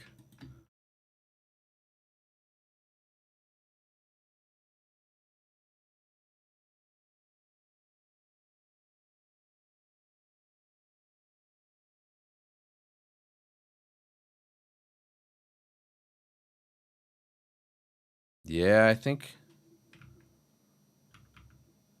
Hang on, this is all wrong. There we go.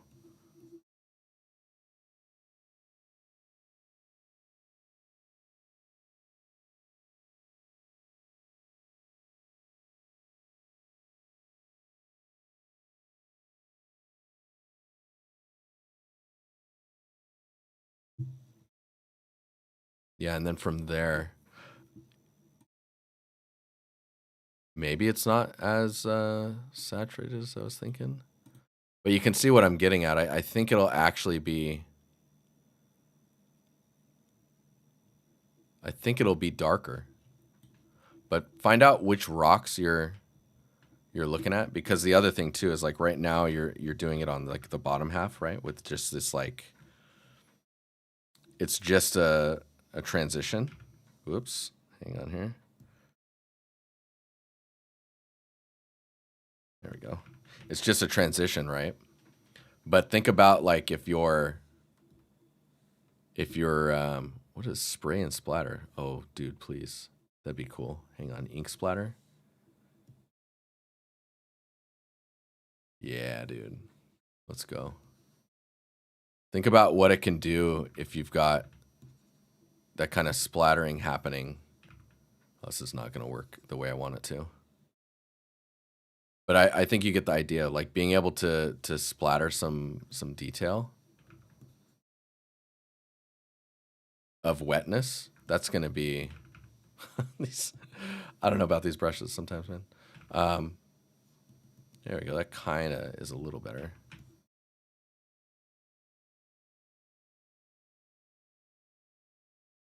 But yeah, I think that could do a lot. Like thinking about getting the water to look like it's splashing on the rocks, because the rocks feel a bit dry here, and I think just because it's coastal, they're gonna get really they're gonna already be quite damp just generally. So it might not even look this chalky. Maybe the albedo could be more like the mid-tone be brought down a bit as well. The water is a product you bought? Dude, I mean, it looks cool.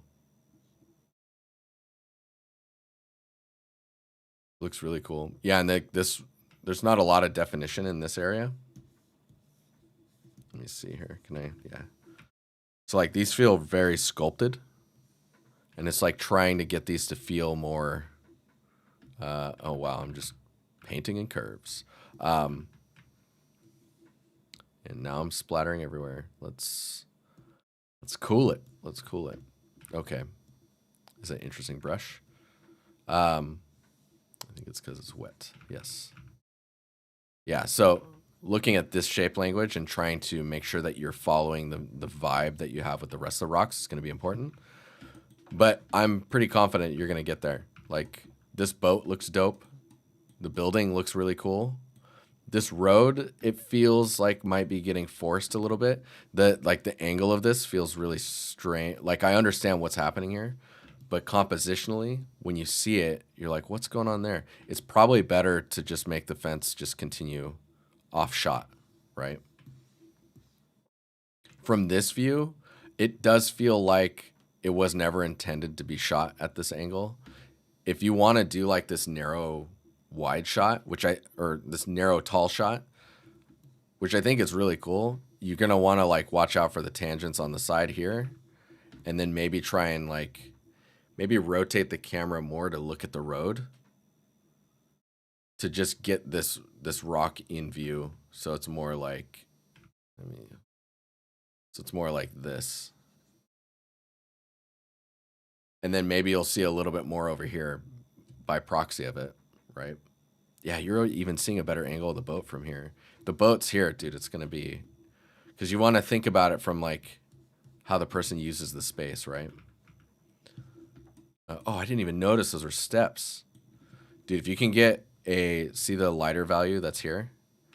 If you can get that lighter value on the tops of these, even if it's just like a wash of it in the shader, that's going to do a lot. It'll really help you separate you can see I'm trying to fake it here, but it'll really help you separate out the steps so that you can really understand that they're steps, right? And normally it's going to be a little dustier, sandier on the tops of these steps. And in the little crevices, the sand will have built up as well. But yeah, this framing could be cool. It just feels really forced right now, and it's cramped. Like there's not the composition isn't suited for it currently. The tree as well. I don't know if you're building the tree, but there's some like these like harder angle feelings that I have. Like this feels like a card, and there's some sensations of cards in here, and trying to like break that illusion, or enhance the illusion, and not have it be broken by seeing cards is going to be really important. How can something like this be done with decals? Which part? Gradient mask and roughness and color map.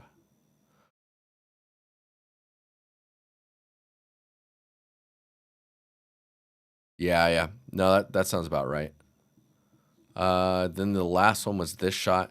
This shot's pretty cool, but it really makes the rock here feel strange. Like you can tell it was never meant to be viewed from this angle, because the top just doesn't feel like, you almost want to bring in the sand on the tops of this. Like you might want to try doing like a top-down mask for this kind of like terrain-like material to be built up on it, so that you can have it like blend together with it a bit more. I think that'll help a ton, because then you'll get a sense of like where the edges are, and like when it dips off the side, and what's considered the tops of the details, you know. This view's cool though. There's some nice details here. Kind of feels like it feels like this maybe should be more substantial. There's some nice details here. It's just like connecting it all. I don't know if this is terrain, like the landscape tool or whatnot, but getting some like pathing so that you feel the paths people walk, you know, like getting the sand here, maybe a few more, a little bit of sand here, but like getting it to feel traveled back and forth. That's gonna like help kind of connect it together a bit more and make it feel more lived in, or like, I want to just say connected. Like you want all the surfaces to feel like they're being interacted with each other, or that they're interacting with each other, and then also that they're being affected by time and by like the person who lives here, you know? Don't hesitate to push this door in a little bit so you get some more depth, so the building isn't too flat on the front. You're doing some nice stuff with like the window pieces opening up and whatnot, so that's working pretty well. This just feels like it needs more, like it should be wider, and maybe like a support or two, because it's sticking out so far forward that I feel like it needs some type of a support. Man, that sky is popping. It's like glowing. It might be a bit too blue, but yeah, it is terrain. Okay. Yeah, see if you can do like terrain decals and stuff like that. Really cool though. It's coming together. I really like this rocky brick vibe going on here. And I like all the details here. Cool, man. I hope that was helpful. Felt pretty good. It's looking good. All right, we got Momin. Okay, I'm going to close this.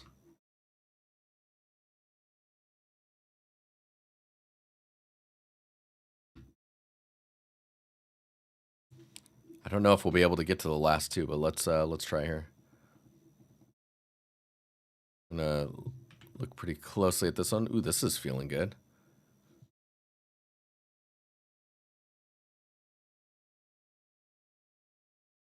So, hey, Jeremy, just hoping to get some feedback on composition for the shot. Currently, some of them are a work in progress. Feel free to mention anything out of place and that's obvious. Okay, let's take a peek here. So we're just looking at composition. So for this one, this wire stuff is hard to understand because it's just the angle that it's happening at. I think for this view, I would actually just rotate it. Like have some propping that's specific for the shot, and then you'll probably be okay. This one is really intriguing. Looking forward to that one being done. This one's cool too. Nice little storytelling. This one's cool, but I feel like this one and this one kind of answer the same question. Like if you really liked having this shot, I would probably move this pottery a little bit more to the left and have it spilling out this way. Like if we go,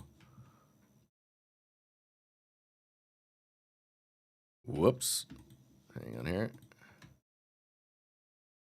and do this. No. There we go. Cool. So yeah, I would take this one and maybe put it more here and then spilling out more this direction. Because then everything, then it points more like this, right? And these details point like this. I'm looking here, I'm looking here.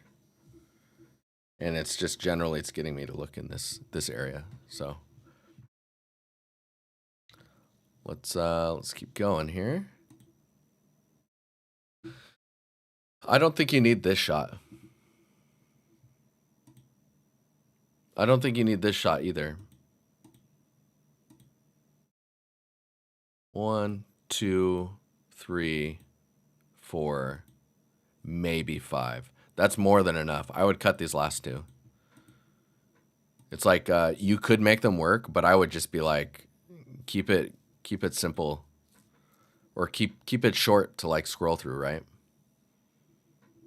This one just needs this adjustment of the stuff that's kind of hard to explain.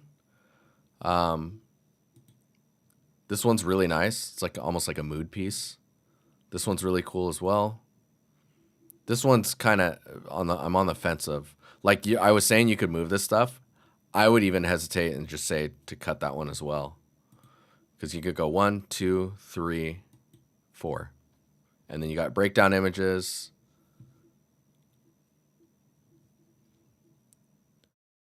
Texture breakdowns. Yeah. Yeah, because like at the end when you were to polish this one up, then you're focusing on a very specific prop.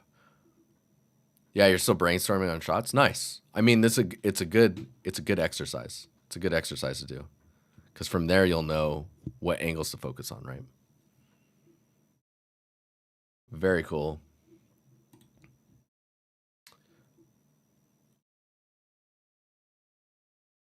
All right, let's take a peek at this, dude. That's cool. So this is it Gayusi? Gayusi? Hello and welcome.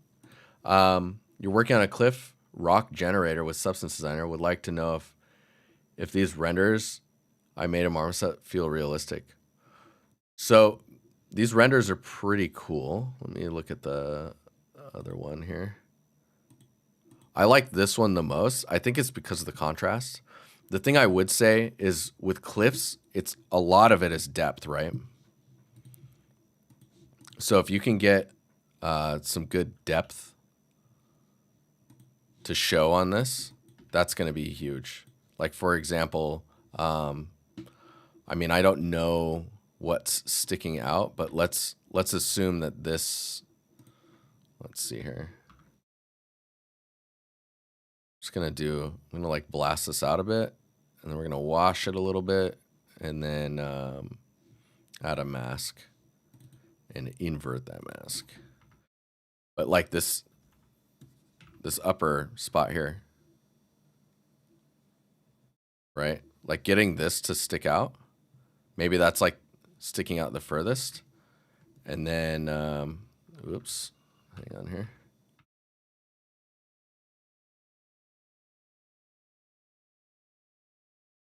By getting that contrast of the elements that are popping forward, you're going to get a much more dynamic end result. Like maybe this is sticking out as well. Right? And it's trying to show us like how the shape will interact with the light. So you probably just need to get like a light source that's nice and high that just kind of simulates the sun direction. A rock cliff generator, that's a thing. That is definitely a thing. But as far as the surfaces go, it looks really interesting.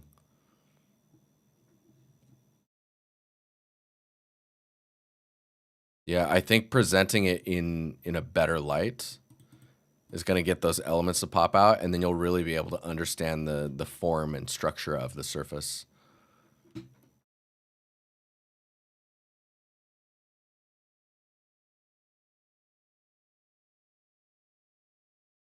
Otherwise, looks pretty cool. Be careful with the cracks going like too far or like traveling for too far. Like this crack goes and then maybe it meets this point here, and then from there it would be good to go, you know? So you don't want it to like travel all the way.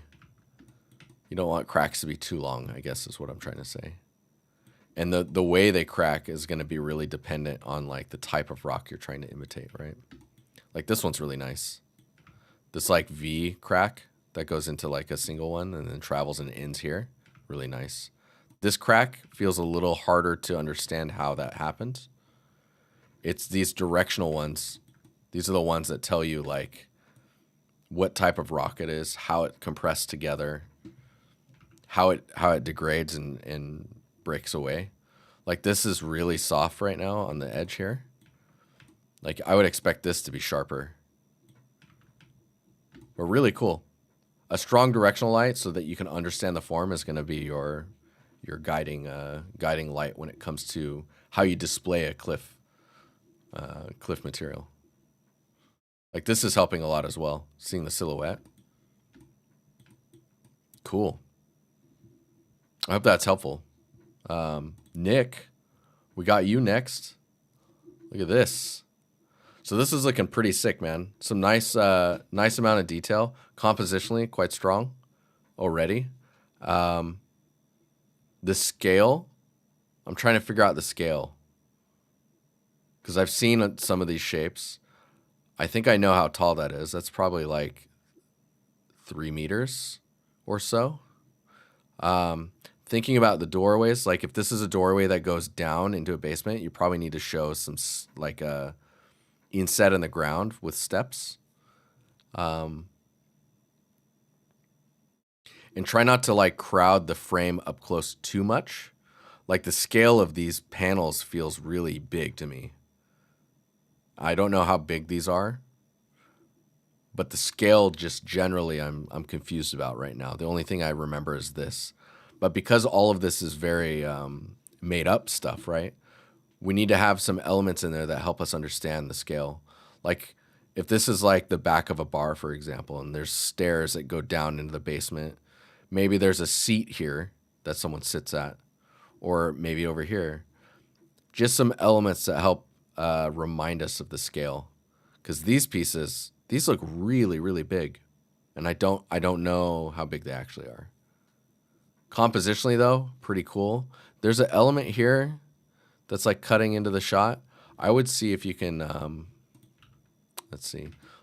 I would see what you can do by getting this edge. Oh, nice. Curves again, let's go. See what you can do by getting this edge to break up and be, you know, unique in shape. So it's not so, you have this thing here, then this thing is maybe at this height. Let's see here. I'd remove this, whatever was hanging here, and then just like play with like, maybe there's an antenna thing, you know, and some stuff in the distance. Nice, I'm doing curves again. Anyways, breaking that all up is gonna do a lot. Like I would even maybe push this down even further.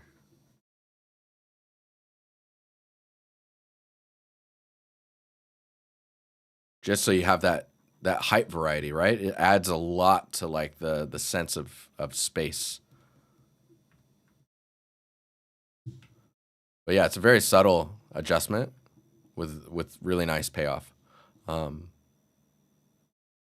be careful with like, if you're gonna do these pipes over and over, I would try and rearrange them just slightly differently so that they don't feel the same. Because you're seeing them as well, like everywhere. I'd try and like, I think we did that a lot in the game, and which I think is fine, but in one shot it might be a little intense. Really cool though. This looks really promising. Looking forward to it. All right, last one. Simi, is it Simi?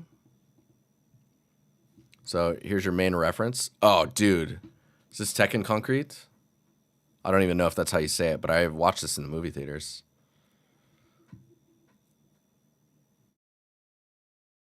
I think it's Tekken Concrete. I'm probably saying that very wrong. Anyways, hey, first time here. Welcome, welcome, welcome. How are you doing? I'm doing amazing. It's 10 o'clock. I should probably stop, but after this. So it's gonna be a hero asset for my new portfolio. This is my first stylized environment, all hand painted base colors and roughness. Still working on the environment, and I'm planning to add some clothing spinning inside. Oh, dude, that's cool. Okay, hang on. Here we go. Look at that. What a vibe. This is already looking really cool because it's like grounded a bit with like these like micro detail, but then also is quite stylized in the way it's being put together. Still working on the environment. I'm planning to add some clothes spinning inside. Walls and floors textures are a placeholder. I'm still trying to figure out how to present my portfolio composition and screen space. So don't even think about presenting your portfolio right now. I would, like I tell everyone, block out everything. Like every prop you think you're going to need in the scene, block it out and build a scene with those blockouts. Dude, look at that little sock sticking out there. Because then you have this whole scene. You got all the pieces blocked out. You can even put simple colors on it so that it feels right in its blockout, you know? So you're just like, if we look at this shot, blocking out the table, like the little machine in the back, the washers and the dryers. There's like maybe a red object with like a little like gray piece on it. Very, very simple pieces. They don't even need to be more than like 100 or 50 polys, just so that you get a sense of the space, because then you can find your camera angles, you can get your focal lengths in place. If you want any like lens distortion, getting that to all feel right, because there's some distortion in the way this is drawn as well. Getting all of that stuff in place is going to help you find your composition very, very early. It'll let you know how many props you need. You can balance your colors even that early if you want to, and just figure out where things are going to go and if it's enough. And then you just have those shots, and then you just need to execute on the camera angles and any props that you want to really push. You can focus on those as well. But I mean, this is really cool. This sock feels a bit small, scale wise, but I think once you get the entire environment together in blockout form, just to be super, super clear, it'll make it much easier to make some decisions and choices on like how you're doing certain things. But I don't have any comments on this. This looks cool. Seeing the quality that you have this at, I'm already excited about what's next. You're trying to find your art style. I mean, I'll be honest, you don't see much art that looks like this. Let your art style find you. Do what's fun. Like, are you enjoying making this machine? Make more props that look like they belong in the same world. Because to me, this is a style we don't see much of. Like the way you're doing your colors and stuff is really interesting. It's like a little edge highlight on the edges here. I would say maybe the elements that are here, exaggerate them a bit. Like have them come out a little bit further so that your silhouettes get pushed a bit more. Like from the side view, this probably is pretty interesting as well. But see, from the front view, you're only getting this piece sticking out. Maybe this could extend out just a little bit to be more visible. Or from the side view, that this pops out. This is probably coming forward quite a bit, which is pretty good. I get your whole scene in there. Don't worry about trying to find your style. It looks like you're already trying to do something, and just keep doing this. See what it looks like. Because I think if you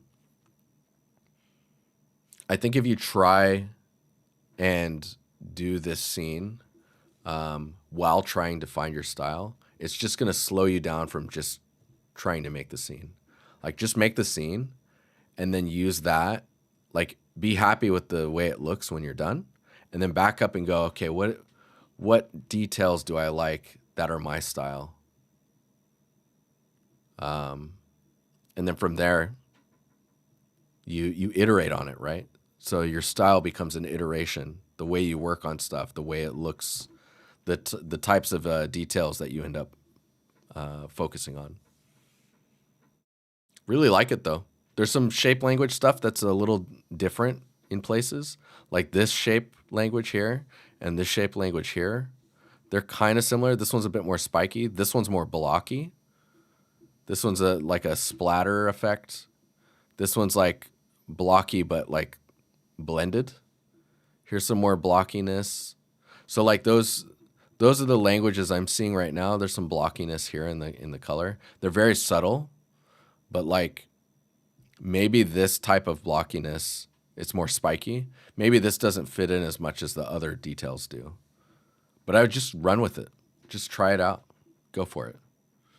It's pretty cool though. I'm digging it. And I love there's a gradient that's happening from the bottom to the top with the yellow. It becomes like this orange wash that happens.